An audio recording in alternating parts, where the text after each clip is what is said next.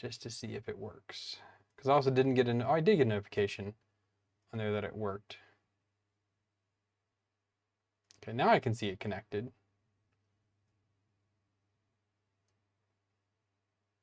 I don't know what's going on with that. That was weird. Rain gives me a few hours. Oh, tornadoes. Oh, tornadoes are never fun. Not at all. I've never lived in a place where tornadoes were an option, but I just know that Mother Nature is quite powerful and wind is very powerful. So I'm glad to never have to deal with any of that. I think that was really it. Yep, I'm hoping to get through this stuff this week and to be able to clear all this out, get the trains put back on the train wall in the Lego room, just because I want to get those back on display now that they're all clean and rebuilt and everything, and looking great. But I still have, I think I have a few more of the cars that I need to fix, but the main engines are the hard parts. Those are all done and whatnot. So, all right, let's pull this guy out here. So I was hit up by a company quite a while ago to review a filament drying system. So this is the Fix Dry. Okay, this is, I believe this is their two bay system. So this can hold 2 different filaments. Okay, this is the 110 volt version. So I'll need to use this on my transformer. But yeah, you can either fit 1 big spool or 2 small spools in here. And they, yeah. So hot air circulation built in. That's one thing that the, forget what the other brand that I did before, but it did not have any circulation. So it was actually pretty bad because there's no circulation in it. But once I do start getting rain here, this is going to be kind of key because I really need to keep my filament dry. So let's open this up and have a look at it. I have not opened it up away. I think it's a bit better than the runaway units, other companies. I haven't seen any with the circulation built in. I've seen, I mean, maybe just none of the ones that I've looked at. But yeah, it's very interestingly packed. It's packed on its side. Okay.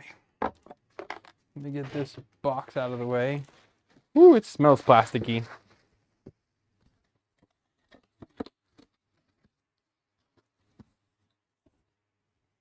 All right, so here's our top shell. Got 2 ports here, 3 here, 3 here, and 2 more on the other side. So kind of no matter what way you send this, you have a way to put your PTFE in there. It's nice to see that it's not just like 1 or 2. Comes with a piece of PTFE. We have a user manual. Have a thing. No, this was bagged separately, and the bag ripped. It looks like it fits. Okay, so if you look down in here, we have some rollers. We have, looks like the heating element. And there's probably a fan. Yep, there's a fan directly below that. Just there. This looks like that just goes there. So that just pushes the air in either direction. And then there's some type of sensor right here. It's got a very long looking power cable. That's also really nice.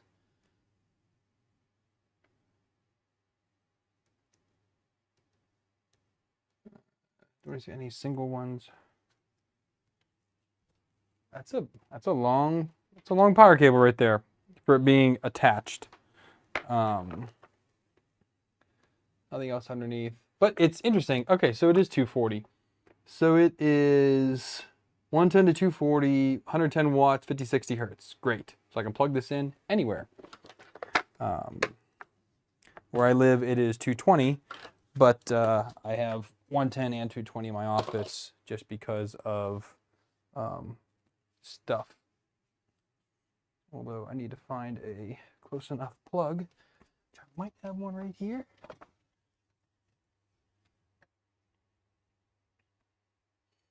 I think that'll fit in there. Well, not. I need to switch those plugs around. All right, let me find something else. I thought I had an extension here. Apparently, I don't.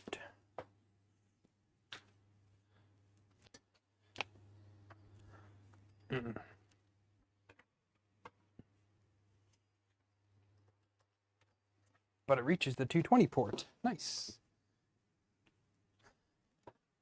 All right, let's see here. We all see that? Here we go. Hey, Aaron. Hey, Nadav.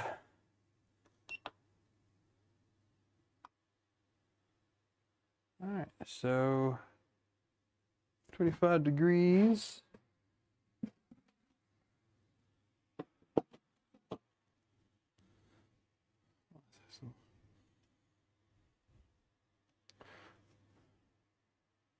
So I'm guessing that is the temperature right here. The little thing in the front is the temperature and the humidity one.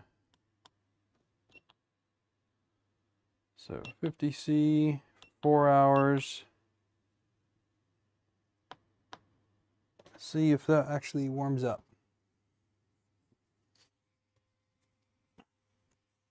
Set it right there. Yeah, we can still see that. Should probably look through the manual too. Might help.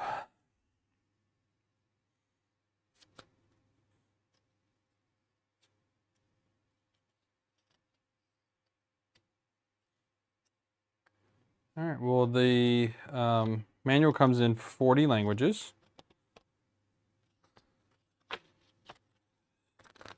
Is English first? Yes, English is first. Okay.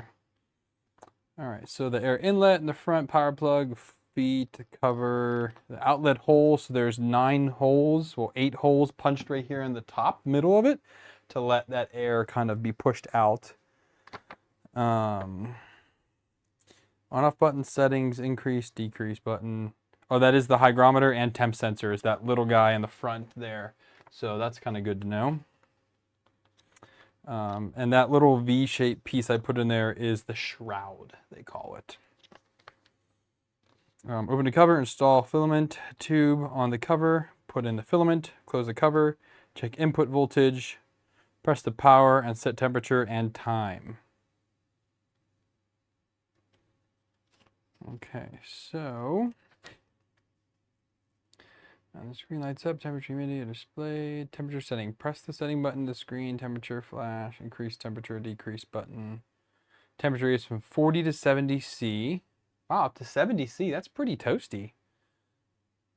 Set button again to complete temperature and then timer.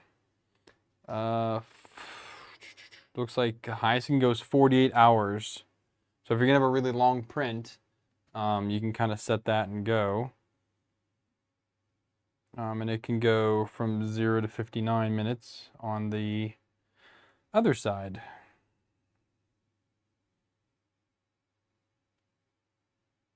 I need to charge my watch. And then the shower, when you only dry printing filament, do not. Oh, when you only dry the printing filament and do not print at the same time, use the shroud to prevent hot air from blowing the printing filament directly.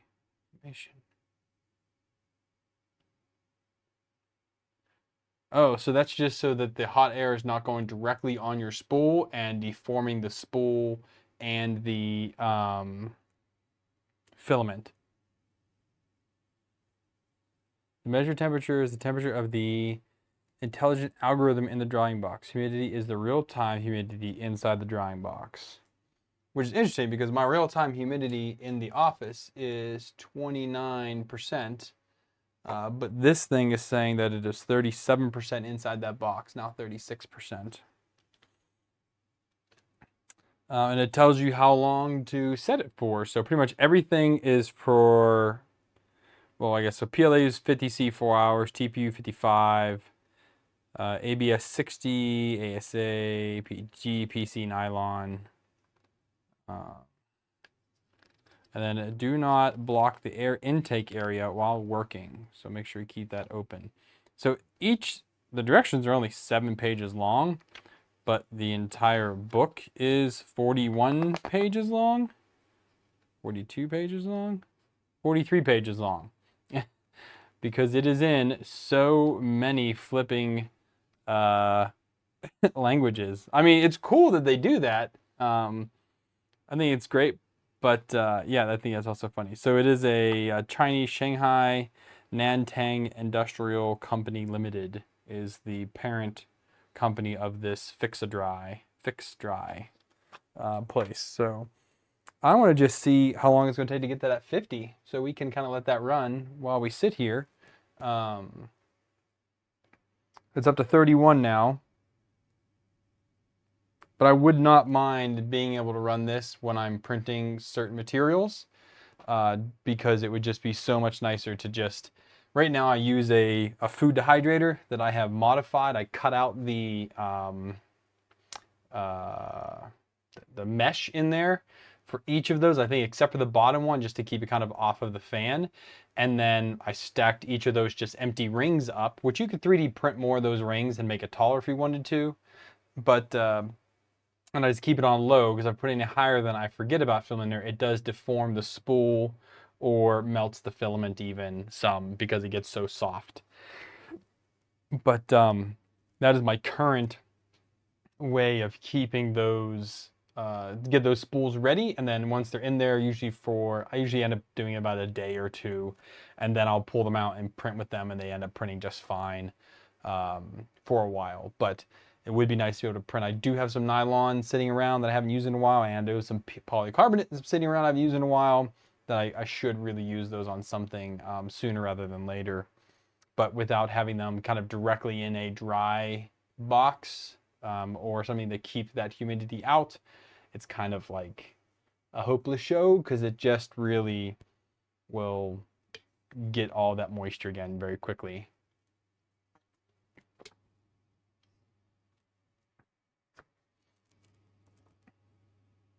You just feel the heat coming out that top port.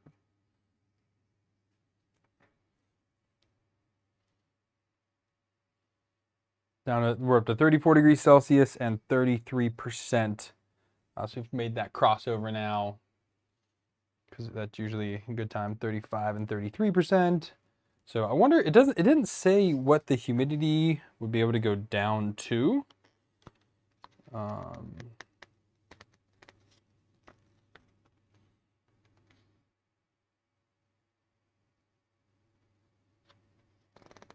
It doesn't say like how low it can get the humidity down to, or what it hopes to get it down to, because I guess it's really relative on how humid your environment is. If you're at 100% humidity and this thing gets it down to like 60, that's probably a pretty good effect. But if I'm only at 29, what I'm measuring out here, this started at what, 39, or down to 32 now. So I guess it kind of all is, humidity range is 10% to 99%. So either way, the relative humidity that it can read is no lower than 10%. So that's the lowest theoretically that we'd be able to go. But the fact that it can go from 40 to 70 C is not bad. But you would definitely need to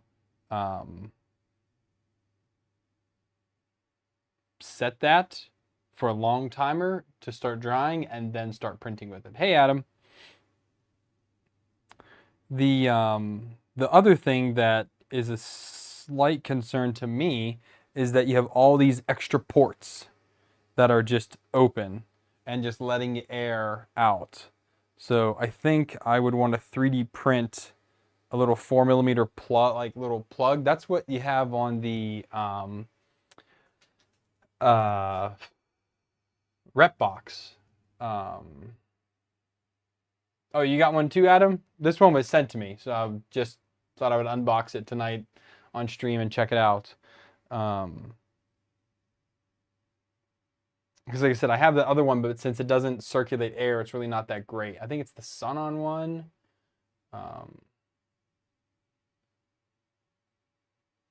It has the holes on the top so it goes out, but I'm just saying all of the extra holes where the PTFE tube could go in.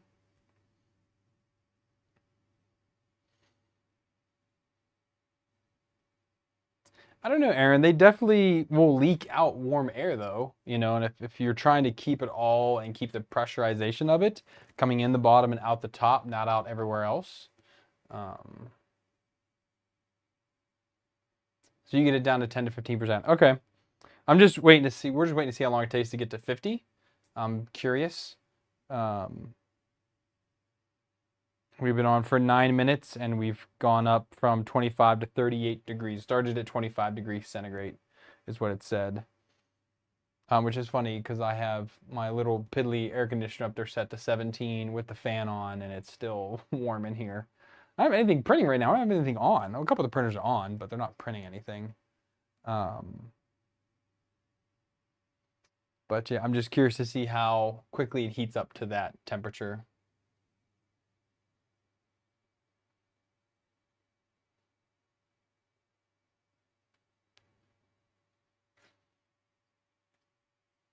Yeah, I plan on having it run while I print. I'll definitely need to get a longer PTFE tube, which thankfully I have a ton of, because where I'll probably set this up on the top shelf somewhere, because I don't really have any space next to the printers. So I put it up top. That will definitely make life easier. Actually, here's the other one I have. So it's the, yeah, Sunlu. So this little Sunlu one here, so I mean, while it works, it's just a single heater that is in here, and it tries to heat up this like silver plate, this metal plate in here, and hopes that that like kind of helps with the heat, but it doesn't spread the heat out at all, and there's no fan, there's no air circulation in it either, so this is not great. I think I saw a video of someone that modded this to add a fan into it because it's only 12 volt inside there. So adding a little fan in would be interesting, but I clearly haven't used this one in forever because it's incredibly dusty. Because it just, without a fan, it's just not the most effective thing in the world.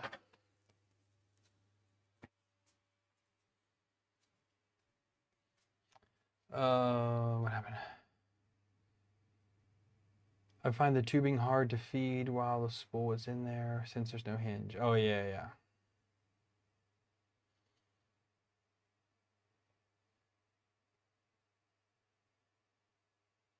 Yeah, the Southern one is not great at all. But again, I've been meaning to maybe pull it apart and mod it one day to see what it's like, but I just haven't made time for that.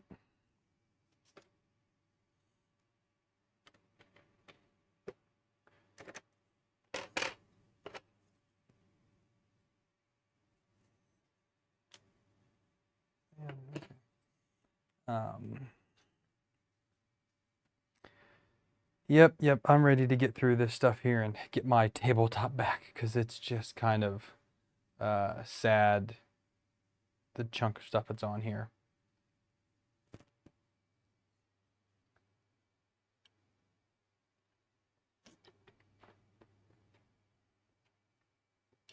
Yeah, I saw that it gets up to 70, and that clearly must take like that 30 minutes you were saying.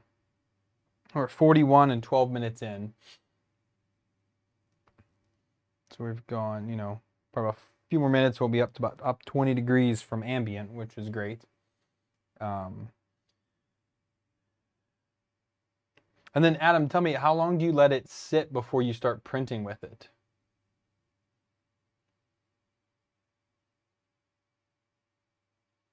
Because like I'm kind of a fan of the timer. I'm also kind of not a fan of the timer because I just want it to run.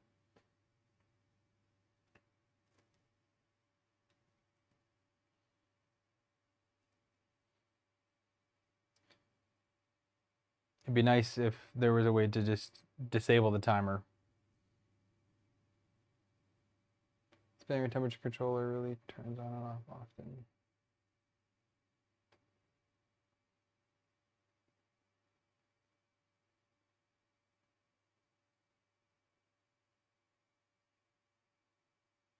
I guess once it gets up to temperature, it turns on and off often to try and keep that temperature.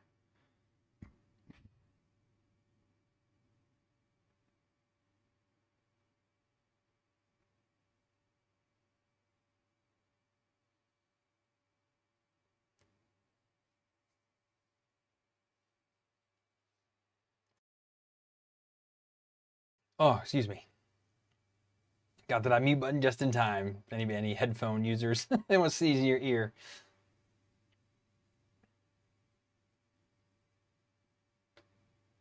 When rain starts here, it gets super humid, like super duper humid. I generally don't have a ton of issues with it, but if I am printing on and off with the same spool for a little while and I don't dry it between printing, then it could be an issue. Like I'm getting to the end of this spool of, I think this is, forget whose this is. I want to say this is Ziltech, but I'm down like to the last little bit of it, and it's a little bit, getting a little fragile there. This one's still doing all right. This color change one. I thought I had another spool of that somewhere. I don't know where it went though. But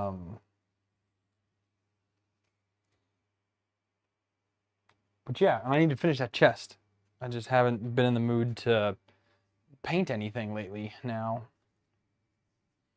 But my my oldest is doing D&D. I've talked about this before. I've printed some D&D. Well, yeah, I would put a spool in there first. Yes. My daughter's into D&D. I've talked about that before, and I've printed some things for her prior, like that chest is for her. But I recently found something called Hero Forge, and it is a website. I can't pull it up now because it bogs down my machine, and especially when streaming, I don't want to stream and do that because then the stream will get super laggy. But anyways, Hero Forge is an online, so it's not the download, it's a full online character creator. And it's pretty cool. So you can pick like your race, the clothing, weapons and things they have, the type of base that they're on. And I really thought that it was cool. So I sent it out to her D&D group and I said, hey, go on there and pick your character, make one, and I'll print it for you. It's $8 a character, so nothing crazy good. Maybe they'll sponsor a video, probably not though. But yeah, I told them to go ahead and do that, and I would print them a minifigure. I thought that was kind of cool. I saw it. Someone was talking about it earlier. I forget who and where was talking about it, but I thought it was a pretty cool thing to do. It was squirrel folk. I mean, most people don't do anything too crazy. Like my daughter's an elf. You could do human, make them kind of look like barbarian, just based off their clothing, give them a beard. Speaking of beard, mine's getting quite long. I need to give it a trim. Yeah, again, I thought it was really cool that for only $8 you could get something created. I wish it was offline though, or at least that, there was a program to do it so it'd be a little less heavy, but it's so heavy because it's in a browser. It kind of sounds reverse, but I mean, it's very heavy on the GPU. And I really wanted to have something offline so that I can really harness my CPU as well with that. But yeah, it's a heavy website to get to. I mean, I'm running what's this, a 7900K with a 3090 or 3080 Ti with a 7900K. So, and 32 gigs of RAM. So I'm not running a lightweight machine, but holy heck, does that website just absolutely start to bog things down until it fully loads. It was, all right, fine, I'll try to open it again. Maybe it'd be better now that I've loaded it once. But I definitely saw, like, I was like, ooh, wow, this is like chugging. So, all right, let me pull it up here. It's a little bit better now that I've already loaded it once. I'm not seeing any big dips anymore. So this is the character creator that you can do. Let me get rid of me here. There we go. So you can pick. I mean, my second oldest, like a Fennec Fox, would be phenomenal for her. But yeah, I mean, there's all these different races. I mean, there's tons and tons and tons of races. Half orc. Can make some hobbits. I mean, but literally, like, I mean, look how long this scroll is here. There's got to be 100 different ones that you could be. But you can also make just other characters. Like, I could make a horse that they want to ride on or something like that. You can change up. It's like, there's just, I'm honestly shocked at how much of this you can change to it. You know, give it some different teeth.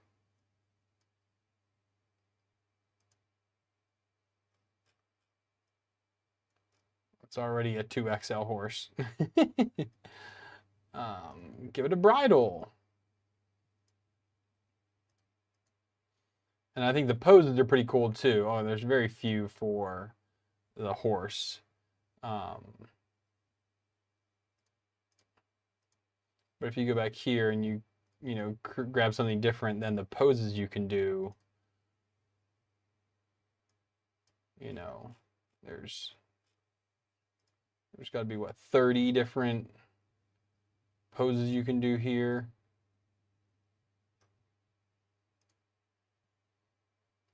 And like I said, with gear, now the gear is the long one. Like, there's these sub ones here to kind of break it down a little bit. Honey, can you go away? I guess not.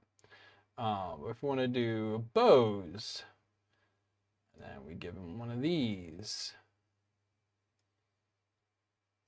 You know, and then also the poses change based on the weapon you have. Like, there's particular weapon poses.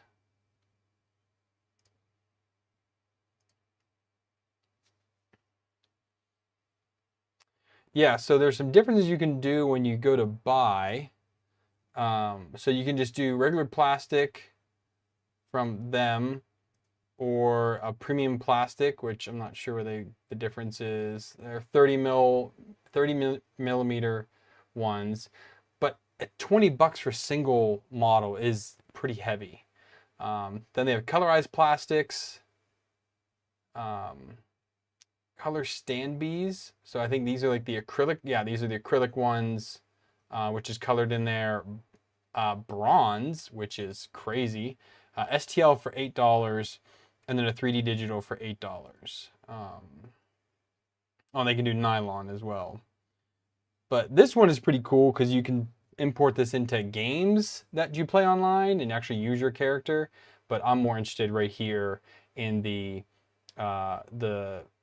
actual STL download one.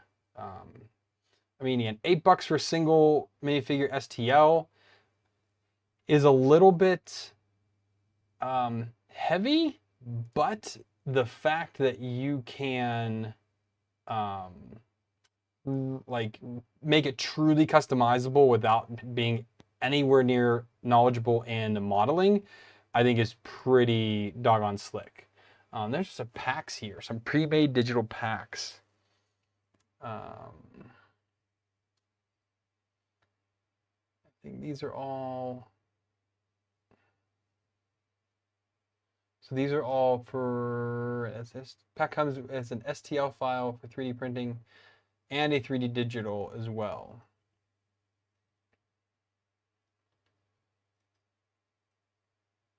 I think these are just all these like pre-made ones that you can get. For $8 is not bad for like a pack of them, and you get all the STLs for them.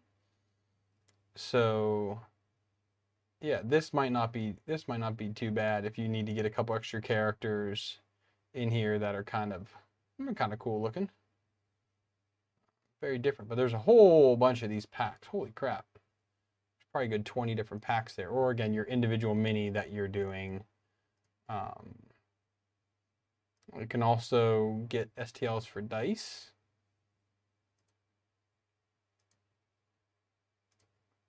Metal dice for $35.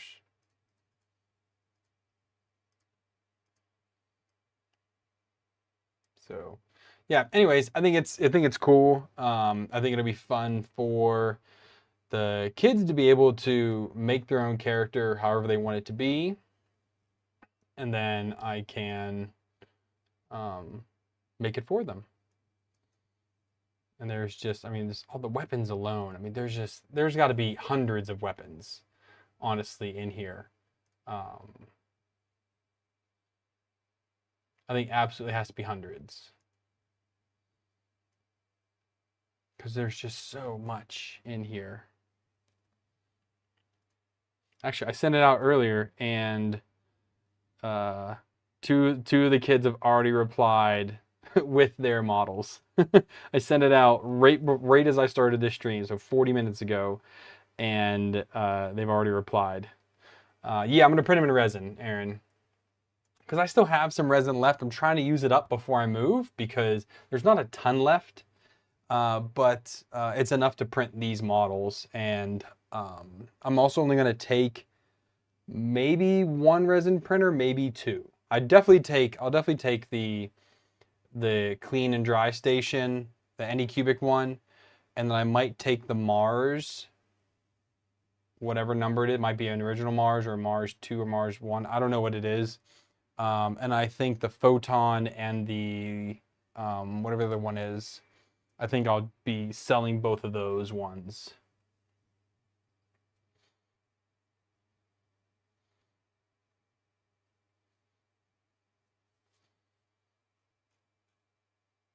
I think Kit was saying over on Twitter that for the color one, if I go back here to it real quick, so this one here,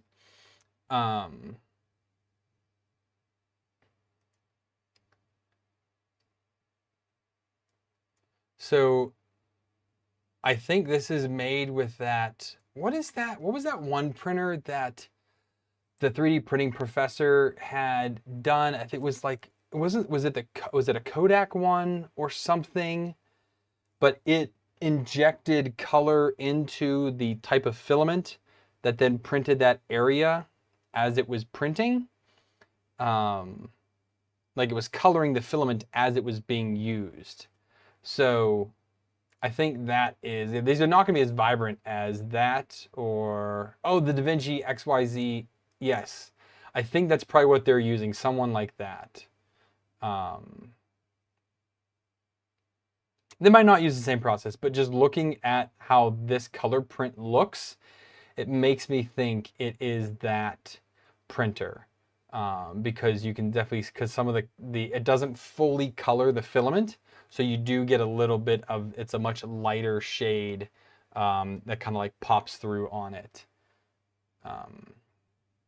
You know, because I mean, look at the differences in red. Like you can see some speckles here through the red and the way it tried to shade.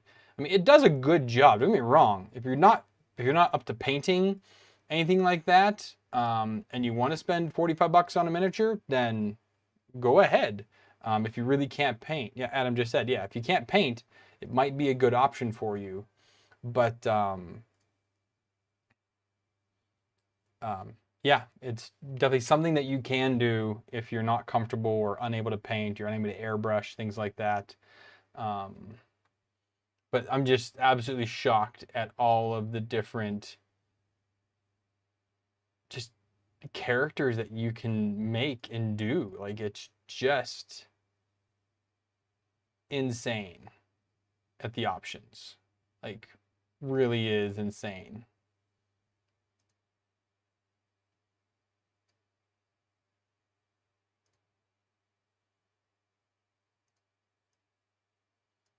Anyways, I'm getting off that now because I could just be there all the time.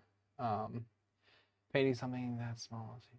Well, there's some people that really like to paint miniatures. There's a YouTube channel I watch called Boy Eye Hobby Time. Boyle Eye Hobby Time, I think, something like that. Boyle Eye Hobby Time. Boylei. Pretty sure it's his last name. He does mostly dioramas, but he also does miniatures as well for the dioramas. And he doesn't go into great detail on how he does miniatures, but they look fine. You know, I mean, because the miniatures are not the focal point, it's the diorama itself. But he does really cool dioramas. He also interviews LEDs and LED wires. So like he's done like Star Wars battles. So like if you're interested, and he does 3D printing too with a lot of it. Obviously all the minifigures are resin printed, either bought or he has printed them himself. He's also made a bunch of them in Hero Forge. That actually might have been where I saw it. Might have been the first place I saw it was from Hero Forge. Was from one of his videos that he did it. Kit was saying he think it might be powdered SLS, which is why it's a bit faded. That could be as well. They don't really go into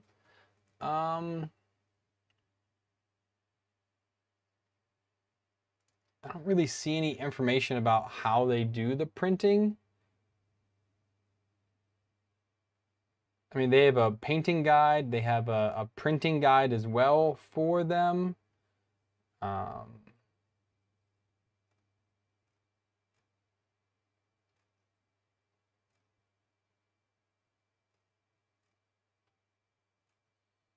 And they have examples from resin and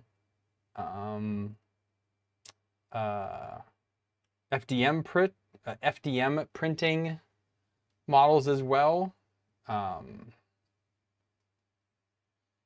FDM printer, I should say. But yeah, then they have a whole painting guide as well, what kind of paints to use and everything like that. Like they give you the resources, honestly, to do this. You just have to be willing to do it, I guess. But again, it really doesn't say anything about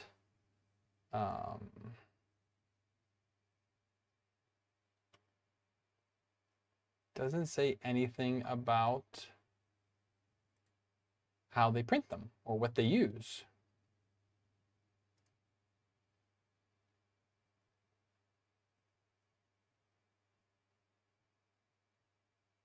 Oh wait, let me switch here. They talk about a little bit here. So I went to about our products. So the 3D color printed plastic. Miniatures are printed with an inkjet style 3D printer with water soluble supports. So I wonder if that is that DaVinci inkjet one.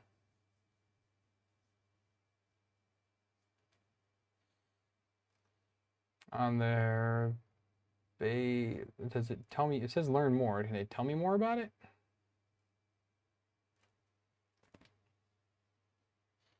Fully custom color plastic. And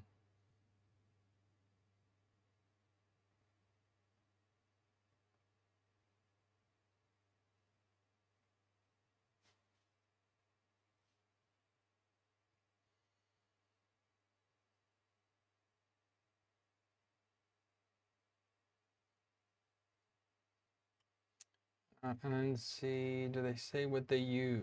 They probably don't say what printers they use. Custom plastic miniatures, lightweight and rigid, 100 micron, of course. You could go lower than that, but and then they're premium plastic, which I don't reason why you would care. The plastic really shouldn't matter as much. Maximum detail. So this is printed with a DLP at 30 microns. Okay, so it's not the plastic, they're just printing it at a higher detail. I mean, it might be a different plastic, but still, I mean, it's 0.03 height versus a 0.1 height. The bronze is pretty sick though. Like if I really had something that I liked, I mean, it is $100 though, but I mean, to have a bronze figure cast, that's pretty cool. 10, 10, 90 copper. I mean, that's pretty slick if you really liked it. So these are the color stands.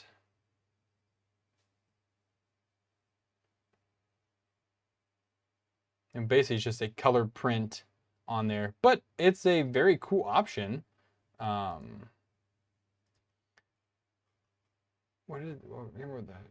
for $13, that's really not bad.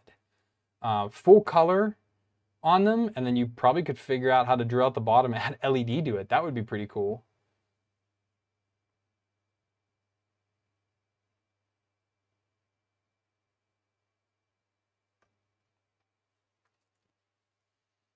But I mean, these actually look great for what they are, and they have a front and a back. It's not just the front on both sides. That's not a bad option at all. Not a bad option at all. And of course the STL download.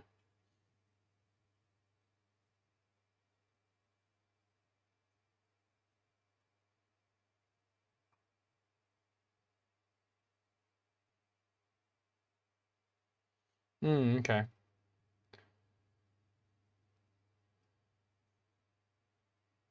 Well, each month release digital packs, give you 5 themed minis, $8.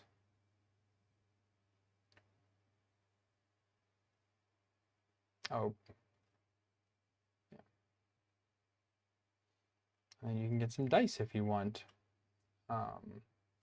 Anyways, yeah, I think some of those are some pretty nifty options to consider what you're doing. But actually, the pack seems pretty cool, and that the fact that they put out new ones every month is also cool if you're looking for other characters, because that's way cheaper than you'll find. Obviously, free is the cheapest, but honestly, if you look on like most of the 3D printing websites, there are not a lot of free minis out there.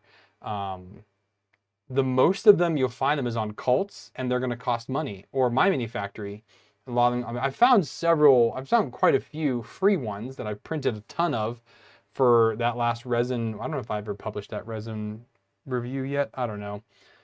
The resin review that's coming out or is out or was out, I don't remember. The Nova one. All of those were free. So I found quite a few, but still, it was not a ton.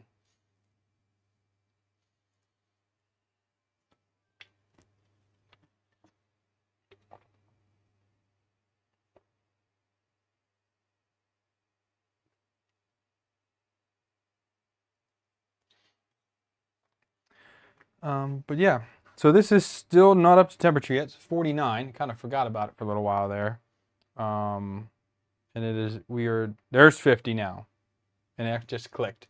So 50 degrees, 21%, and that took 36 minutes. So it definitely slowed down as it got warmer.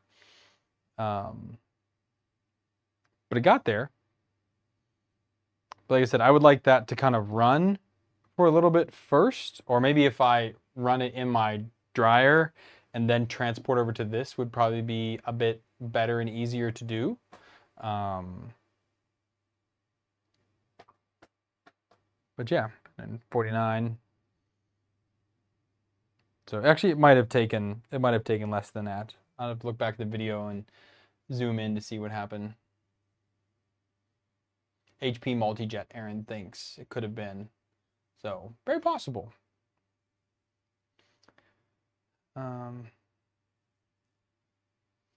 All right, team. I think I'm going to call it there because I need to clean this up and try to, again, work on some of these things to get my desk back and see if I can get to bed and go to work tomorrow. See how that goes.